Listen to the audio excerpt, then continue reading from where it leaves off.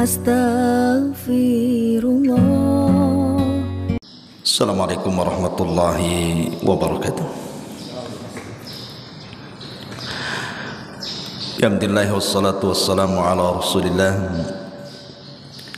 wa ala alihi wa sahbihi wa mawalah wa la hawla wa la quwata illa billahi wa ba'du. Alhamdulillah, segala puja dan puji hanya milik Allah subhanahu wa ta'ala. Salawat dan juga salam kita hadiahkan kepada Rasul kita Nabi besar Muhammad sallallahu alaihi wa ala alihi wasallam. Ma'asyiral muslimin yang dimuliakan Allah subhanahu wa ta'ala, jemaah salat subuh, semoga dirahmati Allah azza wa jalla. Di dalam Al-Quranul Karim, surat terpendek itu hanya terangkai dari 3 ayat saja, dan itu ada di 3 surat di dalam Al-Quran. Pertama, surah Al-Asr, wal asri innal insana lafi khusr. Kemudian yang kedua, suratul Nasr, idza jaa nasrullahi wal fath. Kemudian yang terakhir, suratul Kautsar, inna a'tayna kal kautsar. Inilah 3 surat terpendek dalam Al-Quran. Tidak ada surat yang di bawah ini, karena paling pendek Al-Quran itu cuma 3 ayat saja. Nah, di antara surat-surat terpendek dari 3 ini, yang paling pendek adalah Al-Kautsar dibandingkan wal asri atau An-Nasr. Berarti kita tahu bahwa surat terpendek dalam Al-Quran itu suratul Kautsar. Tetapi walaupun suratul Kautsar ini surat yang sangat pendek, bukan berarti kemudian pendek pula maknanya. Justru suratul Kautsar ini adalah surat yang luar biasa maknanya. Banyak yang bisa kita petik pelajaran dalam suratul Kautsar ini. Allah subhanahu wa ta'ala berfirman dalam surat ini, inna a'tayna kal kautsar fasalli li rabbika wanhar inna sya'ni'aka huwal abtar. Terjadi silang pendapat di antara ulama, suratul Kautsar ini makkiyah atau madaniyah. Makna makkiyah itu apakah dia turun sebelum hijrah, ataukah dia turun setelah hijrah yang disebut dengan madaniyah. Jangan salah paham, bukan berarti makkiyah turun di kota Mekah, madaniyah itu turun di kota Madinah, bukan itu definisinya. Karena ada juga Rasul sudah hijrah di Madinah, turun pula surat di Mekah, tapi disebut madani. Jadi definisi yang benar antara makkiyah dan madaniyah itu dilihat dari hijrah. Jadi setiap ayat yang turun sebelum hijrah disebut makkiyah. Setiap ayat yang turun setelah hijrah disebut madaniyah, walaupun turun di Mekah. Itulah di Quran ada istilah surah makkiyah dan madaniyah. La suratul Kautsar ini menjadi polemik para ulama, apakah dia makkiyah ataupun madaniyah. Ditilik dari ujung surat, maka dia makkiyah. Inna sya'ni'aka huwal abtar. Tapi dilihat dari permulaan surat, fasalli li rabbika wanhar, ini madaniyah, karena pensyariatan salat dan kurban itu ada di kota Madinah setelah hijrah Nabi. Berarti polemik para ulama tentang Al-Kautsar ini kembali kepada asbab nuzul. Bagi yang mengatakan bahwa Al-Kautsar ini adalah Makkiyah, karena asbab nuzul di mana di zaman Nabi sallallahu alaihi wasallam ada seorang musyrik yang sangat memusuhi Nabi, namanya Al-As ibn Wa'il As-Sahmi. Al-As ibn Wa'il As-Sahmi ini orang yang paling membenci Nabi.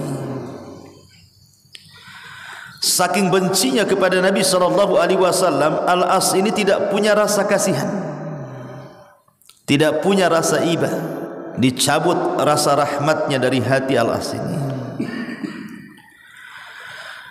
Ketika salah satu putra Nabi sallallahu alaihi wasallam meninggal dunia, maka Al-As ibn Wa'il As-Sahmi mengatakan di hadapan orang-orang Quraisy dan mengatakan, da'uhu fa innahu abtar. Biarkan saja si Muhammad itu, tinggalkan saja si Muhammad itu, tidak perlu digubris,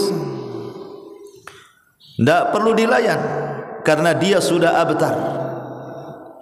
Abtar itu artinya terputus nasabnya,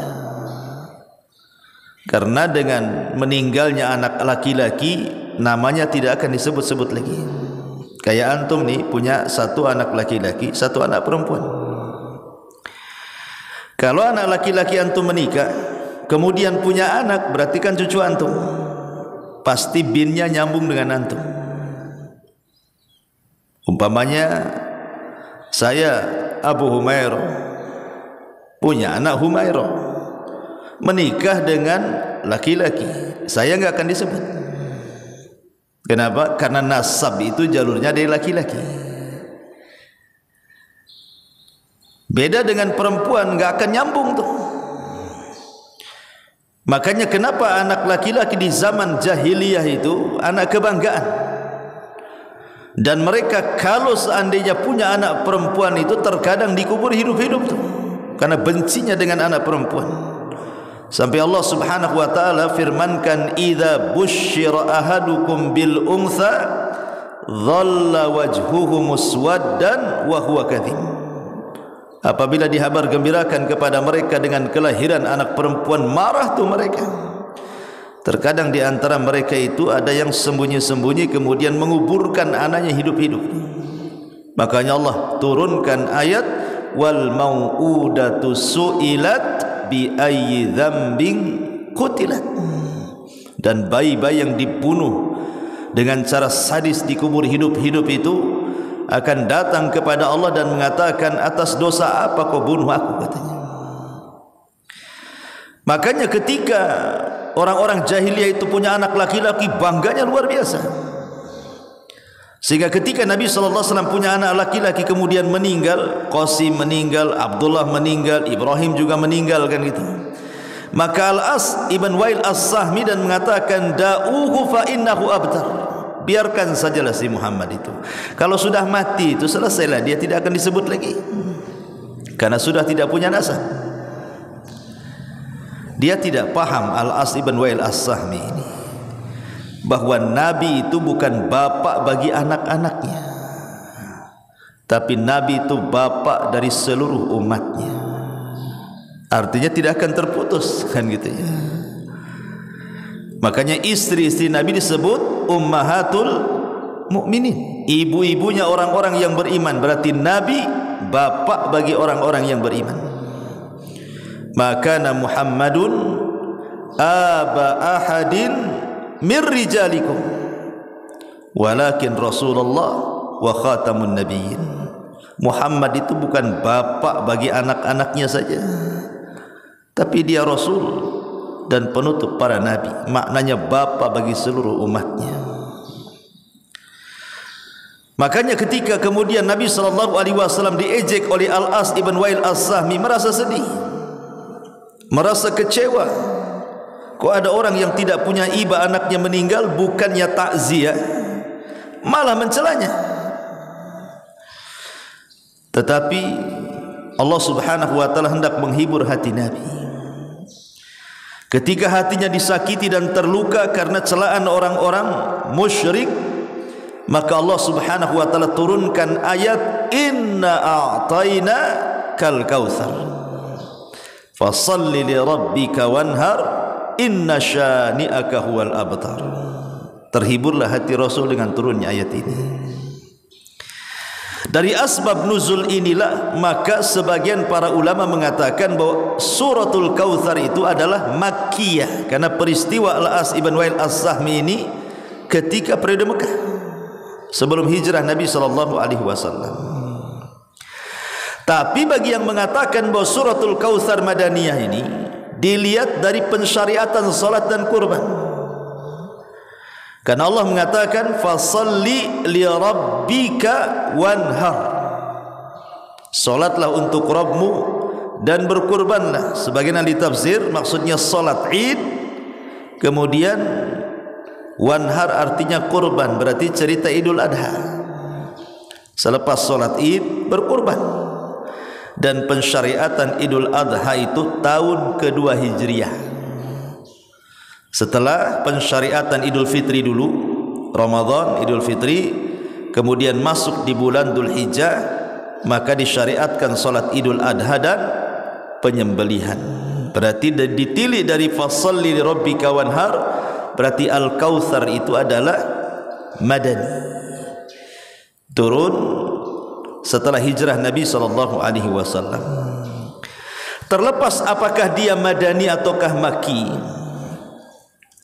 kita akan coba membahas isi kandungan daripada suratul Kautsar ini. Allah Subhanahu wa taala mengatakan inna a'tayna kal kautsar. Inna sesungguhnya kami. Dalam Quran itu Allah Subhanahu wa taala kalau mengkhitab dirinya menggunakan dua kata kerja.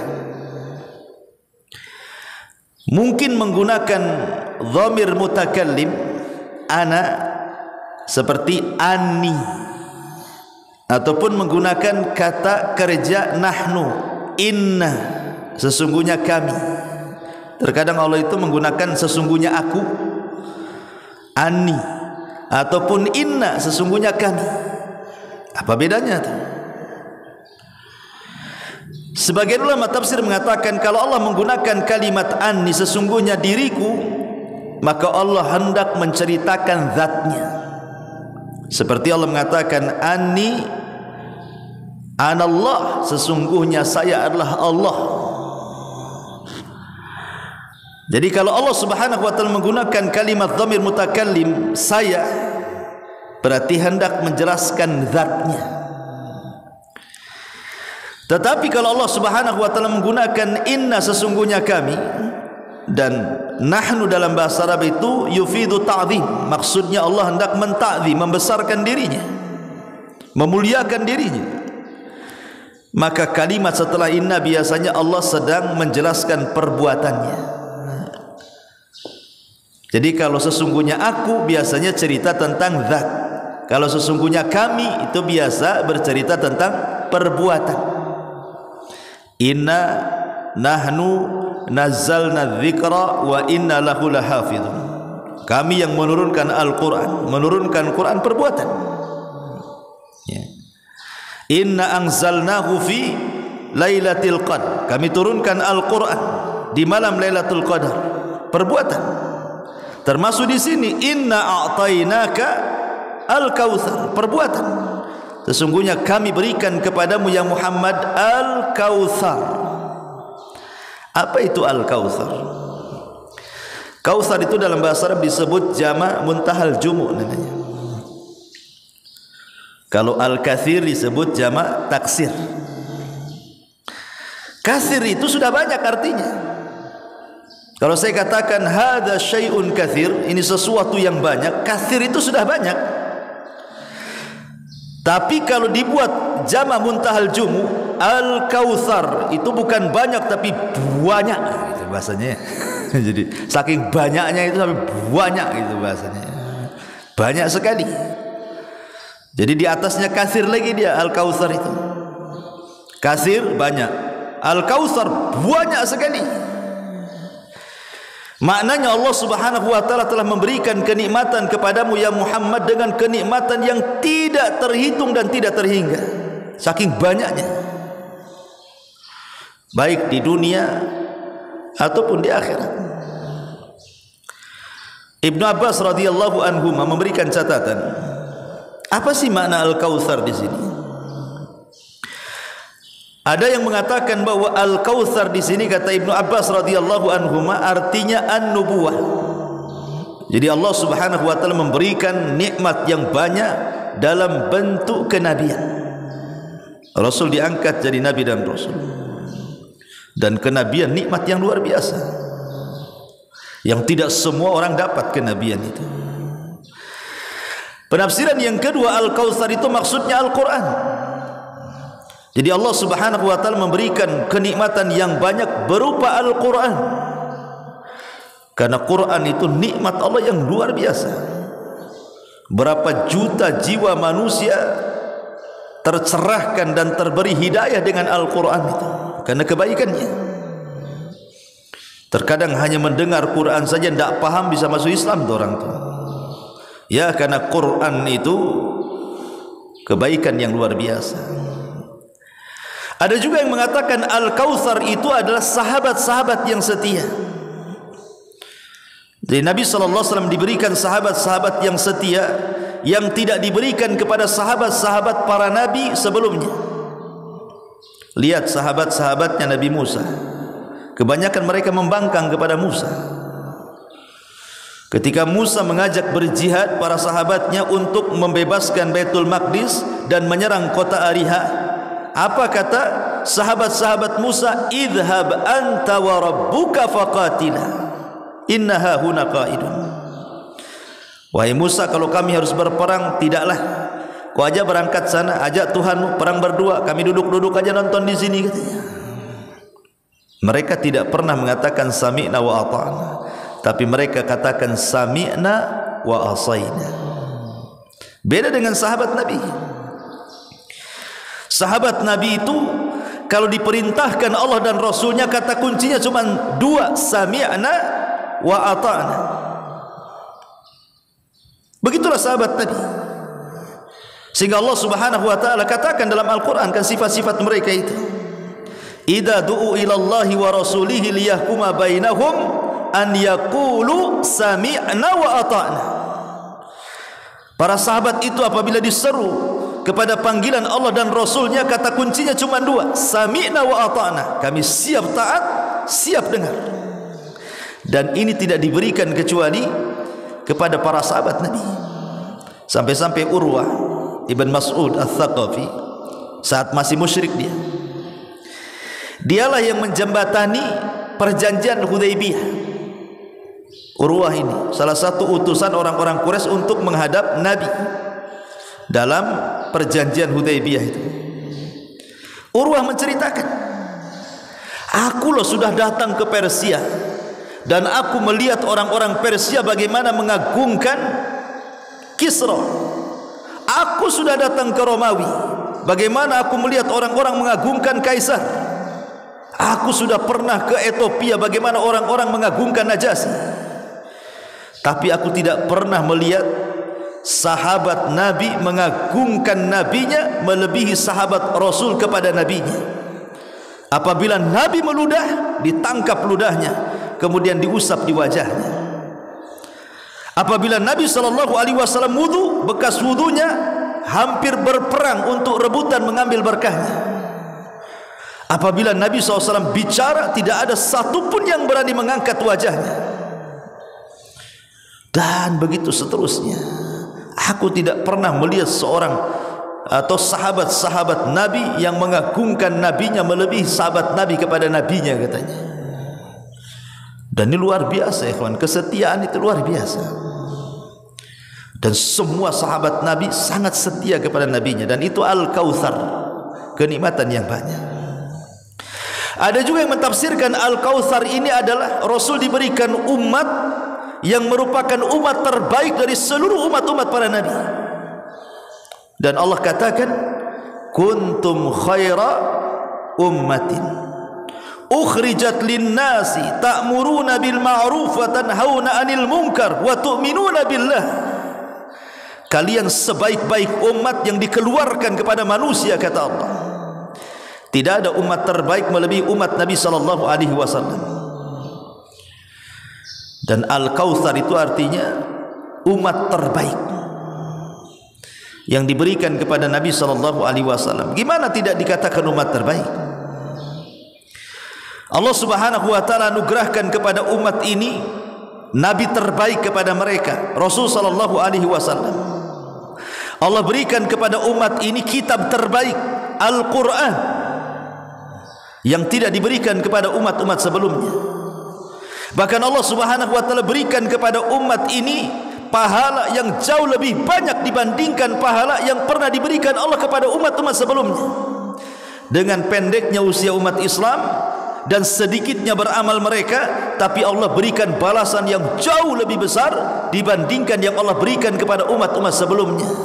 Dengan kata lain, amalan kecil memiliki pahala besar, dan itu hanya ada di umat Islam. Satu malam kalau antum dapati Lailatul Qadar, sama seperti antum mengamalkan satu ibadah dilakukan 84 tahun atau bahasa Quran 1000 bulan. Mana ada umat dulu Lailatul Qadar? Enggak ada. Sehingga kalau antum mendapatkan 30 kali saja atau 40 kali Lailatul Qadar, seolah-olah usia antum banyak tuh. 84 tahun kalilah 40 tahun. Seolah-olah kita juga punya usia ribuan tahun sama dengan umat sebelum kita. Makanya Al-Kautsar itu artinya umat terbaik yang Allah berikan kepada Rasul sallallahu alaihi wasallam. Dan banyak lagi, ini di dunia. Kalau di akhirat jangan cerita, hadis wala haraj kata ulama, ceritakan tidak mengapa. Bagaimana Nabi SAW diberikan syafaatul udmah, atau yang pertama kali bangkit dari kuburan, Rasul sallallahu alaihi wasallam. Di tangannya syafaatul udhmah. Semua para nabi tidak sanggup memberikannya kecuali Nabi sallallahu alaihi wasallam. Orang yang pertama kali melintasi titian siratal mustaqim. Orang yang pertama kali membuka pintu sorga. Orang yang diberikan telaga yang lebih besar dibandingkan telaga para nabi. Sehingga sebagian ahli tafsir yang mengatakan inna a'tayna kal kautsar. Al-Kautsar di sini adalah ismul haud, nama telaga di sorga yang diperuntukkan kepada Nabi sallallahu alaihi wasallam, yang alirannya sampai di padang mahsyar, di mana setiap para nabi punya telaga. Dan Nabi SAW memiliki telaga terbesar dari seluruh telaga-telaga para nabi. Airnya lebih putih dibandingkan susu, lebih manis dibandingkan madu. Bejana-bejananya, gelas-gelasnya lebih banyak dibandingkan bintang-bintang di langit. Siapa yang meminumnya, kata Rasul, man syariba minhu falam yadma abada, maka selamanya tidak akan haus. Ketika umat Nabi SAW mulai berbondong-bondong datang ke telaga itu, minum dari telaga itu, ada yang diberi langsung oleh Allah minumannya, dan ini muqarrabun, orang-orang yang dekat dengan Allah. Ada yang diberikan minum langsung oleh tangan Nabi sallallahu alaihi wasallam, dan mereka adalah orang-orang mulia. Ada orang yang diberikan minum oleh para sahabat, para khulafaur rasyidin. Ada yang hanya minum sendirian, tapi ada yang terusir tidak minum. Sehingga Nabi SAW mengatakan, ya Rabb, ashabi ashabi, wa fi riwayatin ummati ummati. Itu sahabatku, itu umatku, biarkanlah mereka minum dari telagaku. Maka Allah Subhanahu wa taala mengatakan, ya Muhammad, innaka la tadri ma ahdatsu ba'daka innahum ghayyaru wa baddalu. Wahai Muhammad, kau tidak tahu apa yang terjadi dengan umatmu sepeninggalmu itu. Mereka sudah merubah-rubah sunnahmu dan sudah mengganti-ganti petunjukmu. Biarkan mereka. Dari sini kata para ulama akidah, bahwa orang yang tidak akan meminum dari telaga Rasul, satu, pertama orang murtad, tidak akan minum dari telaga Nabi. Yang kedua munafik, tidak akan minum dari telaga Nabi. Yang ketiga ahlul bid'ah, orang-orang yang melakukan bid'ah tidak akan minum dari telaga Nabi. Yang keempat al-kabair, orang-orang yang gemar melakukan dosa besar, mereka tidak akan minum dari telaga Nabi. 4 kelompok tidak akan minum dari telaga Nabi: murtad, munafik, ahlul bidah, dan sahibul kabair. Ma'asyiral muslimin yang dimuliakan Allah Azza wa Jalla, inna a'tayna kal kautsar. Itulah al kautsar. Fasalli li rabbika wanhar. Karena Allah Subhanahu wa taala sudah berikan nikmat yang begitu banyak kepada wahai Muhammad, maka Allah tuntut bentuk syukur nikmat namanya. Antum kalau diberikan nikmat kan harus bersyukur. Maka Allah Subhanahu wa taala mengkhitab bagaimana cara bersyukurnya? Fasalli, itulah syukur badan. Li rabbika wanhar, itulah syukur harta. Karena tidak ada hal yang paling baik dalam syukur melebihi salat dan melebihi sedekah. Kalau salat syukur badan, kalau sedekah syukur harta, baik dengan kurban atau yang lainnya. Karena di balik kurban kan ada sedekah, memberi makan fuqara wal masakin. Lah ketika orang-orang jahiliyah mereka salat bertepuk tangan bersiul-siul di Ka'bah, terkadang mereka berkurban untuk berhala-berhala mereka, maka Allah Subhanahu wa taala perintahkan Rasul dan umatnya, salatlah untuk Rabbmu bukan untuk berhala, dan berkurbanlah untuk Rabbmu bukan untuk berhala. Lihat bahasa nahwu di sini, fasalli li rabbik, salatlah untuk Rabbmu, wanhar li rabbik, sebenarnya begitu, tapi kemudian tidak dimunculkan. Ya. Maknanya di sini yufidul hasar. Tidak boleh seseorang itu salat melainkan untuk Rabbnya, dan tidak boleh orang berkorban melainkan untuk Rabbnya.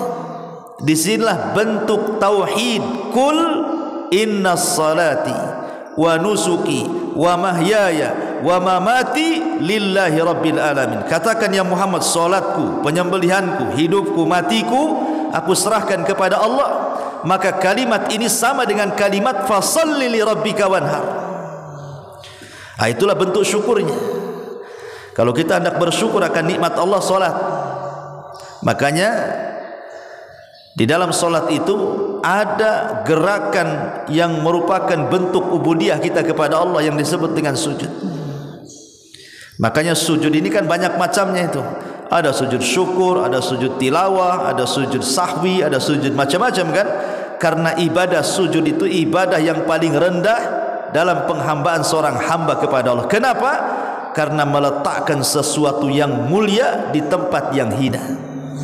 Wajah ini mulia, tanah ini hina. Meletakkan sesuatu yang mulia ke tempat hina dalam bentuk ubudiyah, berarti betul-betul dia sedang menghambakan diri kepada Allah. Makanya kalau orang dapat nikmat cepat sujud kan, namanya sujud syukur namanya. Tersungkur langsung sujud. Fasalli li rabbika wanhar. Karena Allah mengatakan inna syani'aka huwal abtar. Yang membenci wahai Muhammad, merekalah yang terputus, tidak akan disebut-sebut nama mereka.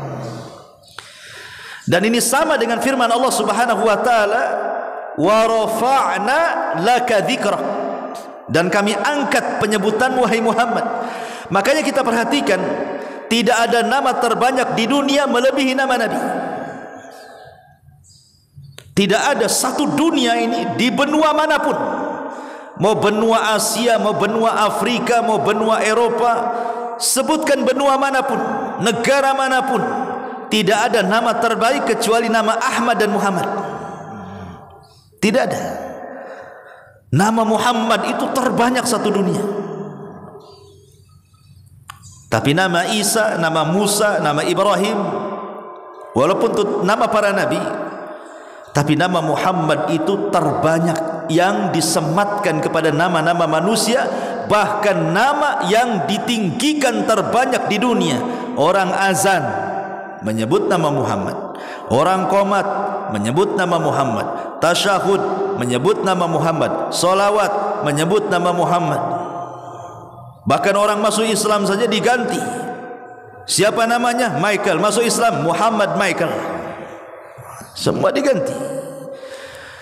Karena nama itu mulia. Apa sih arti Muhammad itu? Kasratul hamdi artinya Muhammad itu. Muhammad itu artinya orang yang banyak dipuji manusia. Itu disebut Muhammad. Muhammad itu orang yang dipuji manusia. Jadi ketika disematkan nama itu, harapan orang tua supaya anaknya banyak dipuji, dimuliakan. Tapi lihat orang-orang yang menghina Rasul berdasarkan firman Allah, inna syani'aka huwal abtar, yang membenci wahai Muhammad, mereka lah yang abtar, tidak akan pernah disebut kebaikannya, kalaupun disebut pasti keburukannya. Abu Jahal, kalau orang bercerita Abu Jahal tidak pernah diceritakan kebaikannya. Abu Lahab, kalau disebut Abu Lahab tidak pernah diceritakan kecuali keburukannya. Sebutkan orang-orang musyrik yang mati kafir di zaman Rasul. Sampai hari ini orang kafir sendiri tidak berani memberi nama anak-anak mereka dengan anak-anak nama-nama musyrik di zaman Nabi. Pamannya ada orang kafir, siapa namanya? Abu Jahal, Ustaz. Tidak ada, orang kafir loh sendiri tidak mau ngasih nama anaknya Abu Jahal. Siapa anaknya? Abu Lahab, Ustaz. Takut mereka ngasih nama itu, karena nama itu sudah diburu-burukan masalahnya. Takut mereka memberi nama-nama musuh-musuh Nabi itu. Dari sinilah misdaq pembenaran firman Allah Subhanahu wa taala, inna syani'aka huwal abtar, yang membenci Muhammad, mereka yang akan terputus penyebutannya. Enggak akan disebut-sebut lagi mereka itu, kecuali dalam rangka memburukan, ya disebut. Tapi dalam rangka kebaikan tidak akan disebut. Maka jangan kecil hati wahai Muhammad, biarkan mereka ngomong terserah mereka, tapi mereka suatu ketika akan terputus penyebutannya. Sadaqallahul azim, maha benar Allah dengan segala firman-Nya. Subhanakallah bihamdika, asyhadu an la ilaha illa anta astaghfiruka wa atubu ilaik. Allahu ta'ala alam. Assalamualaikum warahmatullahi wabarakatuh.